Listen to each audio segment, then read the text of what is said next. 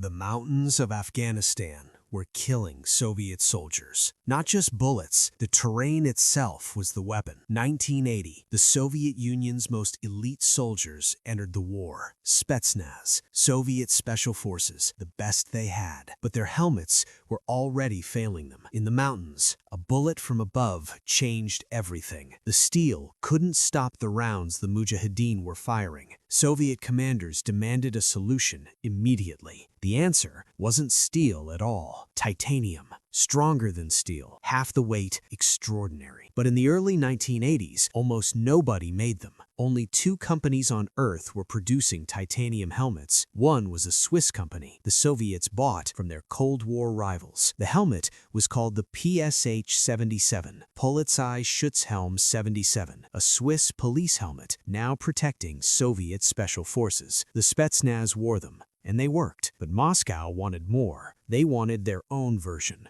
Several helmets were sent to the Research Institute of Steel. Their order was simple: make us a better one. The scientists studied every millimeter of the Swiss design, the visor mechanism, the liner system, the titanium alloy itself. Then came the question, could Soviet industry build it? Working with titanium was not like working with steel. It was harder, more expensive. It demanded precision they had to earn. Years passed. The war in Afghanistan continued. Men kept dying. Then, in the late 1980s, the Institute had their answer. They called it the Altyn, Russia's own titanium helmet. Side by side, the Swiss original and the Soviet answer. The Altyn was larger, every measurement slightly bigger than the Swiss model. Soviet heads, Soviet faces, Soviet soldiers needed more room, but bigger meant heavier. Every gram mattered in the mountains. The engineers had to solve the weight problem without losing protection. The visor system was redesigned from scratch, stronger, cleaner. When it was finally ready, Spetsnaz units received the first ones. A soldier held it, felt its weight, put it on for the first time. The visor down, the world outside reduced to a dark rectangle. And somewhere in those mountains,